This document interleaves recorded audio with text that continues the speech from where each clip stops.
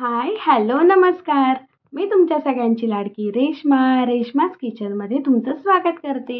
आज time saving आणि instant बनणारी अशीच मी चटणीचा प्रीमिक्स बनवून दाखवणार आहे.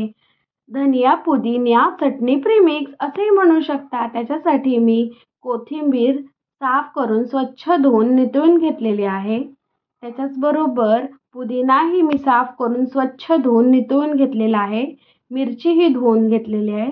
कढीपत्ताही धुवून स्वच्छ सुकून घेतलेला आहे. आता हे सगळं आपण 2 दिवस उन्हात ठेवलं की हे असं कडक होतं, सुकून जातं.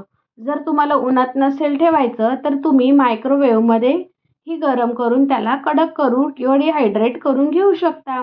मिरची हिरवी होती पण उन्हात ठेवल्यामुळे ती लाल झालेली आहे. त्याचबरोबर मी धना, जिरा, बडीशोप हे ड्राय इन्ग्रेडियंट्स चांगले भाजून घेतलेले आहेत. त्याचबरोबर चटणीची चव वाढवण्यासाठी आपण चाट मसाला, आमचूर पावडर आणि थोडंसं मीठही घेणार आहोत. चला तर मग बघूया आपण ही चटणी कशी बनवायची. आता मी ड्राय इन्ग्रेडियंट म्हणजे जिरा, धना आणि बडीशोप मिक्सरमध्ये आधी फिरवून घेते. कारण ते आधी फिरवले तर ते बारीक होतात, नंतर टाकले तर ते बारीक होत नाहीत. त्याच्यानंतर ते बारीक झाले की मग सुकवलेली कोथिंबीर, कढीपत्ता आणि पुदिना, मिरच्या हे सगळं घालून पुन्हा एकदा छानपैकी वाटून घ्यायचं. मीठ, चाट मसाला आणि आमचूर पावडर हेही वाटतानाच घालायचं. म्हणजे ते चटणीमध्ये चांगलं मिक्स होतं. अशा प्रकारे वाटून आपली चटणी बारीक करून घ्यायची. एकदा चेक करायची की ती चांगली बारीक झाली की नाही. जर ती बारीक झाली नसेल तर पुन्हा एकदा आपण ही चटणी छानपैकी वाटून घेणार आहोत आणि बारीक करून घेणार आहोत. बघा, मी एकदा पुन्हा वाटते आणि बारीक करते. ही चटणी अशी बनवल्यामुळे काय होतं की ही आपण अशी बाहेरसुद्धा किंवा फ्रीजमध्ये ठेवायची गरजच लागत नाही. कारण ह्याच्यात सगळे आपण ड्राय इन्ग्रेडियंट वापरलेले आहेत. आता हे चटणीचं प्रीमिक्स आपलं वाटून तयार होऊन जाईल. मग आपण हे एका स्वच्छ धुतलेल्या डब्यामध्ये चांगलं काढून घेणार आहोत. म्हणजे आपल्याला जेव्हा चटणी बनवायची आहे तेव्हा त्यातलं 1 ते 2 चमचे म्हणजे आपल्याला जेवढी चटणी हवी तेवढी. जर समोशावाली ग्रीन चटणी बनवायची असेल तर हे प्रीमिक्स आपण डायरेक्ट पाण्यामध्ये मिक्स करून वापरू शकतो. एकदम समोसेवाल्या चटणीसारखाच फ्लेवर येतो.